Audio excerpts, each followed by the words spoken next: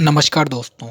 हम जे कृष्णमूर्ति की book first and last freedom का हिंदी अनुवाद प्रथम और अंतिम मुक्ति पढ़ रहे थे, जिसके आज हम प्रश्न उत्तर के भाग में से 25वें प्रश्न को पढ़ेंगे, जो कि है धारणा मुक्त कर्म, यानी कि एक्शन विदाउट आइडिया।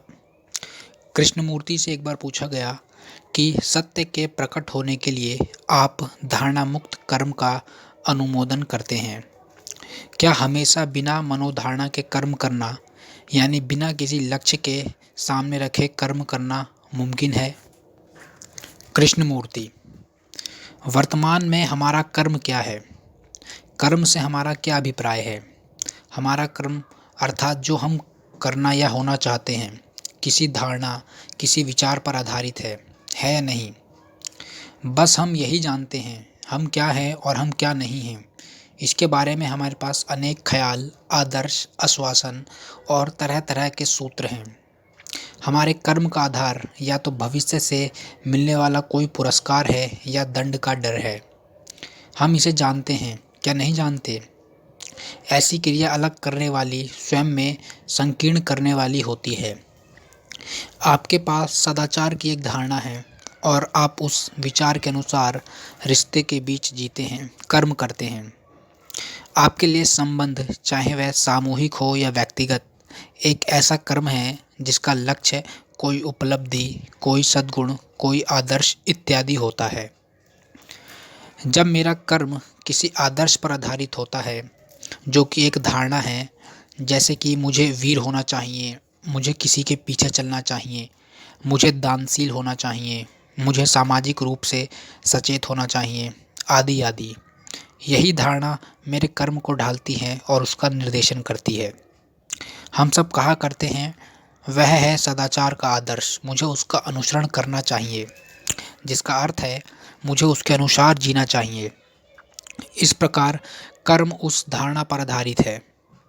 कर्म और धारणा के बीच में एक खाई है, एक विभाजन है, एक काल प्रक्रिया है। क्या ऐसा नहीं है? दूसरे शब्दों में, मैं उदार नहीं हूँ, मैं स्नेहपूर्ण नहीं हूँ, मेरे हृदय में क्षमा नहीं है, लेकिन मैं महसूस करता हूँ कि मुझे उदार होना चाहिए।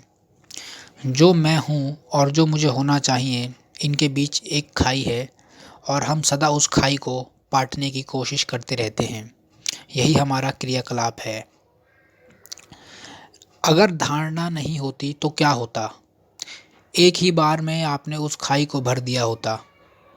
आप जो हैं वही रहते। आप कहते हैं, मैं कुरूप हूँ, मुझे सुंदर बनना है, अब मैं क्या करूँ? यह है धारणा पर आधारित कर्म। आप कहते हैं, मैं दयालु नहीं हूँ, मुझे दयालु होना चाहिए। इस प्रकार आप कर्म से हटकर धारणा को बीच में ले आते हैं। अतः आप जो हैं, कर्म वस्तुतः वहाँ से नहीं आता, बल्कि जो आप होने वाले हैं सदा उसी आदर्श पर आधारित होता है। बेवकूफ़ आदमी हमेशा कहता है कि वह होशियार होने जा रहा है। वह होशियार बनने में लगा रहता है, उसके लिए जूझता रहता है। वह रुकता कभी नहीं। मैं बेवकूफ़ हूँ, ऐसा वह कभी नहीं कहता। अतः उसका कर्म जो धारणा पर आधारित है, कर्म है ही नहीं। कर्म का अर्थ है करना, गतिशील होना। लेकिन जब आप कोई धारणा लेकर चलते हैं तो केवल एक मानसिक कल्पना ही चलती रहती है। कर्म से जुड़ी हुई एक विचार प्रक्रिया ही चलती रहती है। यदि धारणा ना हो तो क्या होगा? आप जो हैं वही रहेंगे। आप कृपण हैं, आप क्षमाशील नहीं हैं, आप निष्ठुर, मूर्ख, विवेकहीन हैं। क्या आप इस सब के साथ ठहर सकते हैं? अगर आप ऐसा कर सकते हैं तो देखिए कि क्या होता है। जब मैं देख लेता हूँ कि मैं अनुदार हूँ, मूर्ख हूँ, जब मैं सजग होता हूँ कि ऐसा है, तब क्या होता है? क्या तब दानशीलता, प्रज्ञा, विद्वानता नहीं होती? जब मैं अपनी कृपणता को पहचान लेता हूँ, केवल शाब्दिक या औपचारिक रूप से नहीं, बल्कि जब मुझे सच में यह एहसास हो जाता है कि मैं कृपण हूँ, स्नेह विहीन हूँ, तो जो है उसके प्रत्यक्ष दर्शन में ही क्या प्रेम नहीं समाया होता? क्या मैं तत्क्षण उदार नहीं हो जाता हूँ? अगर मैं स्वच्छ होने की आवश्यकता महसूस करता हूँ, तो यह बहुत सरल सी बात है। मैं जाऊँगा और हाथ मुँह धो लूँगा।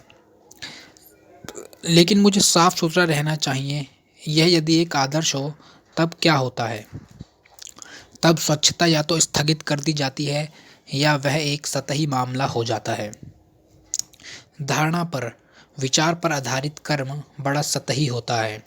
वह वास्तविक कर्म ही नहीं, वह महज एक कल्पना होती है, जो सतत बनी रहने वाली विचार प्रक्रिया ही है।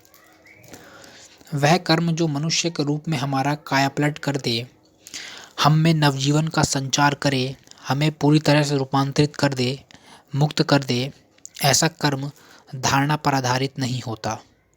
यह कर्म पुरस्कार और दंड के क्रम से प्रभावित रहता है। ऐसा कर्म समय से परे होता है, क्योंकि मन जो कि समय की प्रक्रिया है, जो कि आकलन, विभाजन, अलगाव की प्रक्रिया है, उसकी ऐसे कर्म में कोई भूमिका नहीं होती। इस प्रश्न का इतना आसान हल संभव नहीं है। आप में से ज़्यादातर लोग प्रश्न करते हैं और हाँ या नहीं में किसी उत्तर की उपेक्षा रखते हैं। आपका इससे क्या अर्थ है? ऐसा कोई प्रश्न आप पूछ लें, आराम से बैठ जाएं और फिर और मैं फिर समझाता रहूं। यह सब तो बहुत आसान है, लेकिन उस उत्तर को खुद अपने लिए खोजना, उस समस्या का इतनी गहराई से, इतनी अधिक स्पष्टता और बिना किसी तोड़ मरोड़ के अन्वेषण करना कि वह समस्या रह ही ना जाए, यह कहीं अधिक दुष्कर है। यह तभी संभव है जबकि समस्या का सामना करते वक्त मन वास्तव में शांत हो, मौन हो। अगर उस समस्या से आप प्यार करते हैं, तो वह उतनी ही सुंदर है जितना कि सूर्यास्त। यदि उस समस्या के प्रति आपका विरोधग्रस्त होते हैं, क्योंकि हम परिणाम से भयभीत रहते हैं, इस एहसास से डरे रहते हैं कि यदि हम इसमें आगे बढ़े तो न जाने क्या होगा, अतः इस समस्या के महत्व को, उसकी व्याप्ति को खो बैठते हैं। तो दोस्तों, यह प्रश्न यहीं ख़त्म होता है। उम्मीद करता हूँ आपको अच्छा लगा होगा और समझ में भी आया होगा। अगर अच्छा लगा तो वीडियो को लाइक करें और चैनल को सब्सक्राइब करें। And finally thank you for your valuable time.